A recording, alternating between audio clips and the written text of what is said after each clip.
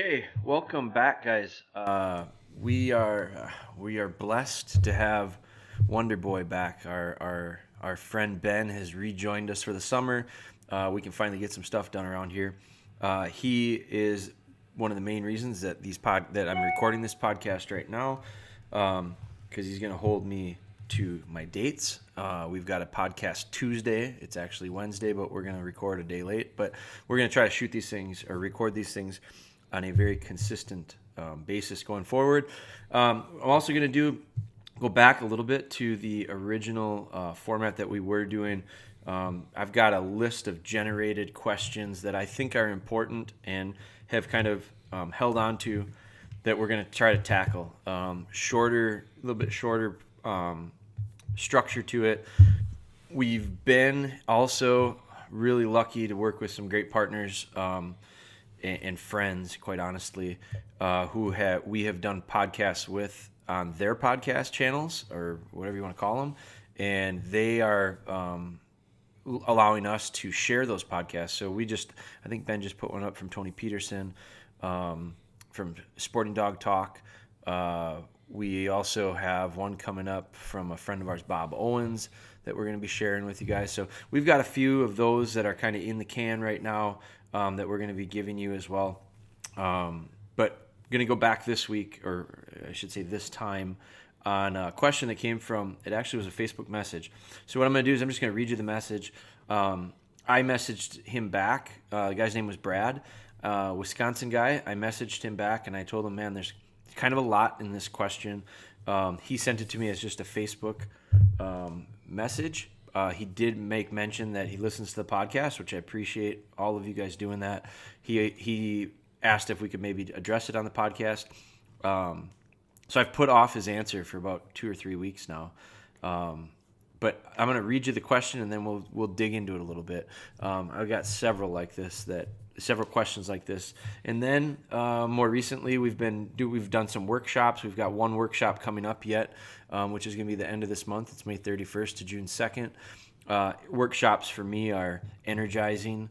They're inspiring. I get a ton of momentum coming out of them myself with our dogs, but I feed off of energy of other people that come to them.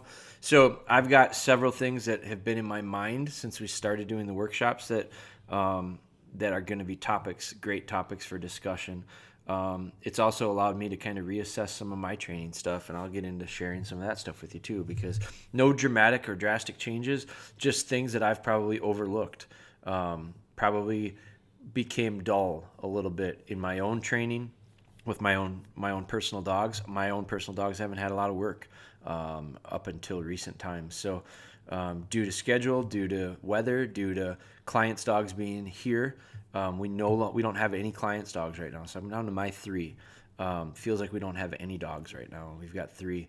But so we're going to get into some of that too. But let me start out here. So Brad wrote this message. He says, "Hey, Jeremy, just wanted to let you know we found a good puppy." So he had messaged me months before asking for some recommendations of puppies, and as I scroll back, I see we've had several exchanges. So he's messaging me back. This was early May. He said, "Just want to let you know we found a good puppy. We'll be getting her Mother's Day weekend. I've purchased several of your DVDs, and I've been listening to your podcast, so we appreciate that." He said, "I would really like to hear more about how you work with the dogs during regular walks with the family and when you have company over. In my house, the dog is part of the family. When company is over, we allow the dog to socialize and be a part of the group as long as the behavior is acceptable. On walks, we allow our dog to have freedom as long as she's not chasing anything and staying close. I feel the dogs need a bit of freedom from time to time, and I'm curious as to your views on this. I think this would make for a great podcast. Also, when I started to train my dog to shed hunt, I trained her in the dark, so the scent of the shed was first thing she picked up on, not the visual. Just thought that might be an idea for you when you're trying to get your pups to pick up the scent of the antler. rather than just the visual, as you talked about in your last podcast. That was a podcast that we did several weeks ago now, coming off of a shed trip where we had dogs that were struggling on small sheds, really little spikes and fork horns. And then he says, I really enjoy your content. Look forward to hearing it from you. So I'm going to tackle the end of his first. So he had the idea, or it sounds like he did train his old dog in the dark. I've heard a lot of people talk about doing that. Here's my idea on that. It handicaps me as a handler. I can't see my dog. So my dogs, first off, I think their vision is pretty good. Even in low light conditions, they can run through the woods and not get into trouble. So I don't know that their eyes aren't adapted a little bit differently than ours. So I think we got to think outside of how we see and smell and process information. In comparison to the dogs. So the reason I don't get too excited about the idea of this or doing this is, I don't know that the dogs are handicapped that great. I think I am great. My key when I work dogs, very important part for me, is the ability to read the dog. I gain and learn so much based on how the dog responds, particularly when it comes to nose work. I read body language like their tail. Some dogs have different types of clues. My dog's tails change pace. My dogs, when they're tracking, if they're on a line, their whole body changes. The pace or the rhythm of their everything. They're from their feet, from their nose to their tail. It's different. Ears are indicators. You see dogs' ears perk up. You see these different things. I give that up if I'm working in the dark. So I look at the idea of working with my dogs as great opportunities for me to learn, especially in training, because it's a controlled environment and I set the drill up or whatever it is we're doing. I know exactly what the outcome should be or should look like from a result standpoint, but what happens in the middle is what I'm interested in when it comes to the dog. So I want to be able to see that, read that body language, and understand when they are or aren't in an area, if they are in an area, if they're working it the way I think they should be. I just give that up from a sense of being dark because I visually can't see them.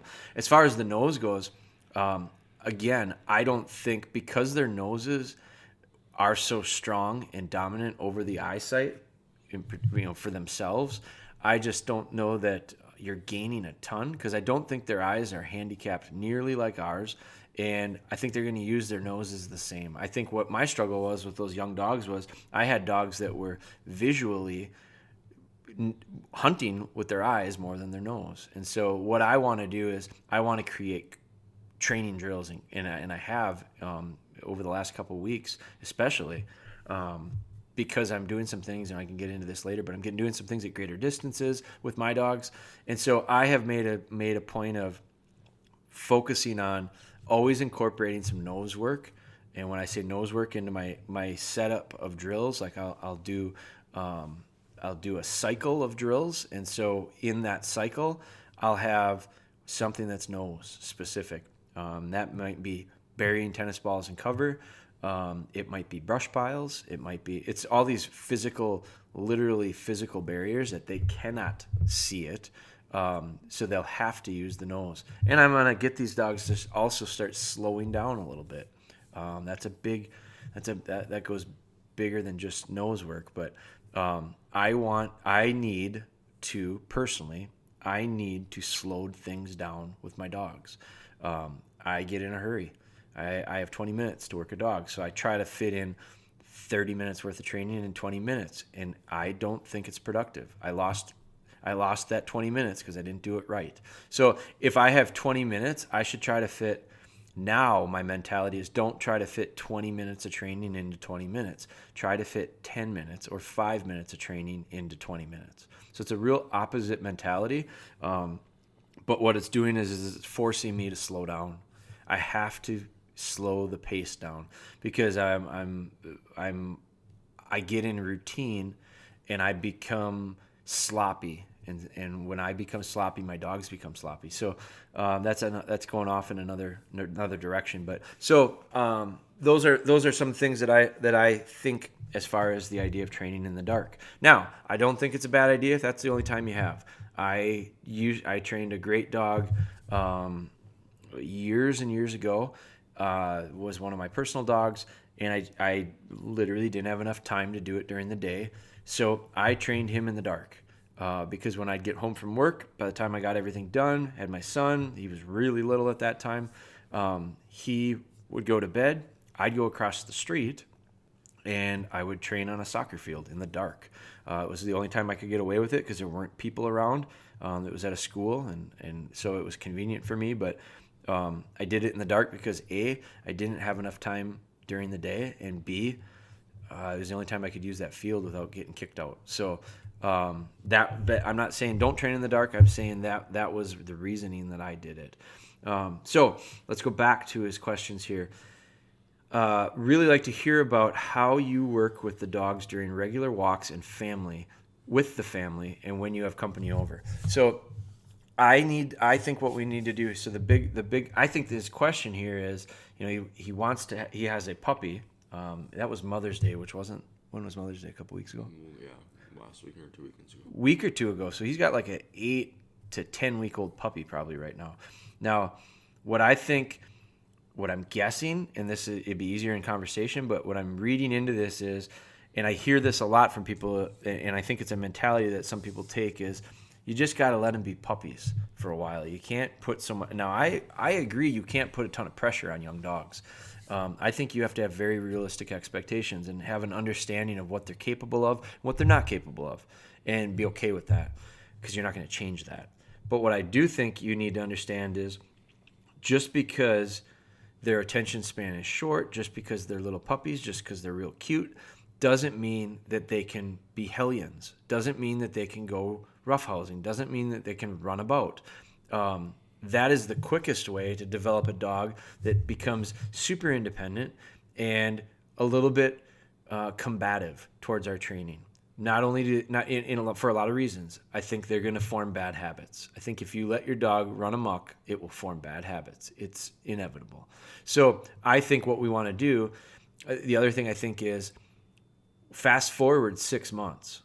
We just had a workshop with several 6-month-old dogs, and it was very clear that for the first 4 months, the last 4 months of the dog, from when the dog came to that house until the dog came and I saw it, there were several situations where the dog clearly had formed some poor habits in a real short period of time. And if you think about 4 months as a very short period of time, 4 months is a blink of an eye. My baby just turned 4 months old. Turns 4 months old tomorrow, 23rd. What is today, 22nd? I think so. So 4 months ago, my baby was born. Like, that feels like it was yesterday. So you got this puppy that comes in and you're excited about the puppy. Well, it's going to be a dog. It's going to look like a dog. It's going to start acting at times like a dog. It's going to have the ability to become way too big from a control standpoint for you super quick. So while they're little, I don't think there's anything wrong with enjoying them. I think it's fun to imprint good things early, because it makes your life so much easier in 4 months. So what I think is, and I read into this, and you said, he said, in my house, the dog is part of my family. No difference here. Like, that is identical situation. When the company is over, we allow the dog to socialize and be part of the group as long as the behavior is acceptable. I'm on board with that, 100%. So technically, I don't disagree with anything in your question. I think that's what you need to do. And that's quite likely what you are doing. I think a lot of people that are listening probably have these same questions, but aren't necessarily holding the dogs to the same standard when it says they need to be behavior acceptable. It says on long walks, our dog's allowed some freedom as long as she's not chasing anything and staying close. I think that's fine. I think there's exploratory type walks where the dog can kind of get a little bit of space, get a little bit of distance. I don't think we just let the dog develop complete independence. I think these early on times on a free walk like this, let's call it just a fun walk, I think you need to be able to build in some good habits of training. You can teach recall at this point. Recall is probably one of the biggest struggles that people have. I think recall can be built up when you've got an 8, 10, 12, 14-week-old puppy. I think if you wait till 12 or 14 weeks, good luck, because you're going to develop it too late, And this dog is going to go, I think there's better things out there. There's more interesting things out there than being necessarily right next to mom or dad. And that's hard to overcome because at 14 weeks, I can't catch the dog anymore. At 10 weeks, I can. At 8 weeks, I can. So, and at 8, and I also see about that time period is when I see these dogs, when they start to develop that independence, I see them decide that's about the time that they don't necessarily want to always be with me. It's kind of like my teenage son. He's 17 years old. Well, up until the time he was about 13, 14 maybe, he always wanted to be with me because I think he thought I was, really cool. And then all of a sudden, he got to a certain age where it wasn't always the coolest thing to be with dad. And so now, I struggle personally with it because I go, man, I wish I could go back. I wish I could go back and enjoy that time again. But, and not that we've got a great relationship. He's my best friend, but things change. And so with these dogs, things are going to change. And if you don't prepare early on for that time of change, you're going to be in a world of hurt. So it all comes back to control. So like whether it be in the house, when company's over, I don't mind a dog socializing. I like dogs on place. I like putting them on place. You guys have seen it. If you don't know what I'm talking about, place is a very, very controlled situation for the dog that does not allow the dog to get into anything. It's safe. It's the alternative to being in the kennel or with me under complete supervision. My dogs get very few options. They're on place, they're in the crate or kennel, or they're with me under control, or if it's weather allows, we'll tie them out, especially early on, to start to give the pressure to the neck. And that's going to help us with some heel work down the road. But I think this idea of in the house, we allow the dog to socialize and be part of the group as long as the behavior is acceptable. I'm all for that. I don't like dogs having free run. I don't like dogs having an open house that they can go anywhere they want because it's inevitable. They'll get into stuff. They'll get into trouble. They can't chew on stuff if they can't get to the stuff. And that's where place training comes in. So I think it's nice to have them there. I think it's great to socialize them. I think you should. I think you have to do it under control. So if you're now, it doesn't sound like this is Brad's situation, but if you're listening and you go, well, I think we could do that too. I want to do that too, but I'm just going to let the dog run around. You're good. That's not going to be behavior that's acceptable. We don't free run. I'm a huge believer in the success or the failure of the dog or the puppy especially is dictated by us as the handler. And if you set them up to fail, they'll fail. If you set them up to succeed, they'll succeed. So that to me is where behavior becomes acceptable. That is behavior that is acceptable. So then you got we talked about on the walks. On the walks, I think those are opportunities to build in recall. I think those are opportunities. I don't want to do just free walks because one of the biggest things one of the keys, we started talking at workshops about this, and it came up time and time again. There are a couple keys, and when I say keys, I mean like really, really important points. And they literally are the things that start the car for you. Like keys are important because they allow you to start your vehicle. Like you can't drive your car if you can't start it. You can't start it if you don't have the key. These are keys in that sense from a dog standpoint, and there aren't that many of them. I don't think there's a ton of them. One of them is in regards to, I'm going to say foundation, general obedience, it's connected directly or indirectly to just about everything I do with the dogs. That is heel. That is putting a dog in heel position and having them under control. The other one is more specific towards retrieving, and that's hold, like a good delivery. So, and the way to achieve it, in my opinion, is hold conditioning, but not force fetching. But so, two different subjects, but the heel, this touches on heel. So when you talk about going for a walk, giving them a bit of freedom, we talked about that. That's something that can be an 80-20 rule. And maybe it's not even that. Maybe it's a 90-10. But I do allow them to explore a little bit. I think they become bold. I think they become confident. I think they learn things when they have the ability to kind of explore. But we have to be able to contain and control that situation. The rest of the time, I want to be starting to imprint good heel work. And so at 8-10 weeks old, it's a little early, but by 12 weeks, you better be thinking pretty seriously about it.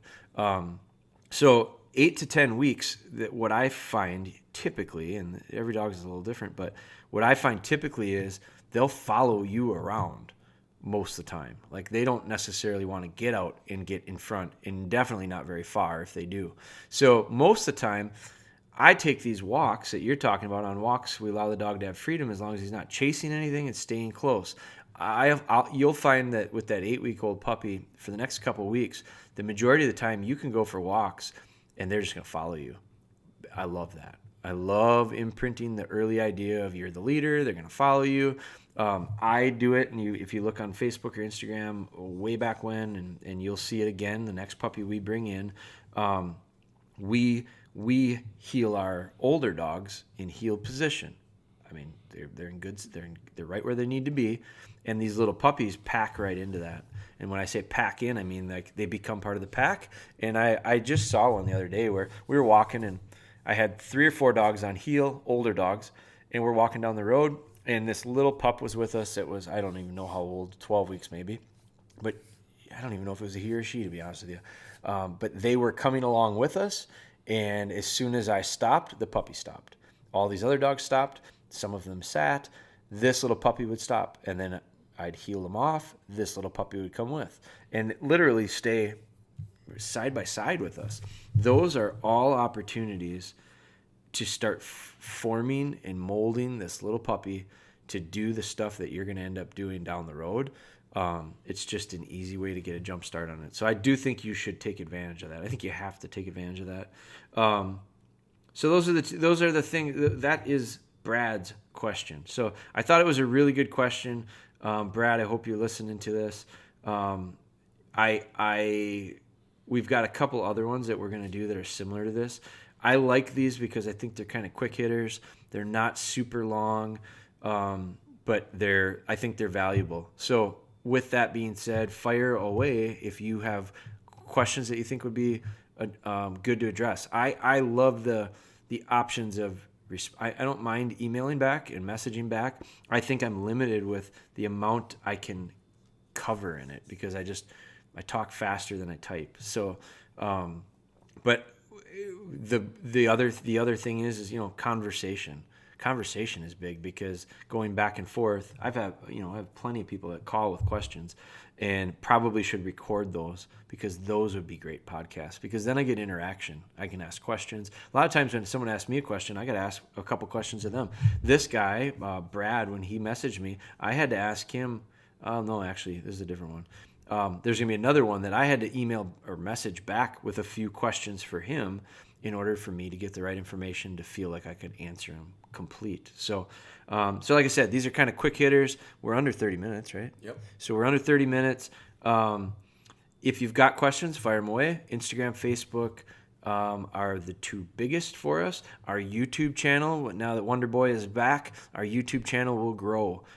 We've got several things. He is cranking out a lot of small training content pieces that we have filmed. Literally, some of them are over the years. Some are more recent. But we're going to be leveraging our YouTube channel. So at DogBone Hunter, we really feel like we need to utilize it more. Our plan is to start fueling that. And so Ben is going to be after that for me, along with lots of other projects that are kind of in the hopper right now. But again, thank you for listening. We really appreciate it. We're going to try to continue to use this platform to be able to provide you with just another way to get some more information is all. So thank you so much for your support. If you would do us the favor of subscribing, if you're not a subscriber, or maybe even sharing it with somebody that isn't a subscriber, share it with someone that you think it might help. And if you are a listener and you listen to a lot of them, if you'd do me a favor and leave us a rating on it, that would be a huge favor that we ask, and I know it takes a little bit of time, but if you'd be willing to do it, we'd greatly appreciate it. Until our next one, and like I said, we've got a couple different formats that we're going to be starting to share some podcasts in. So thank you for listening, and we will be talking again soon.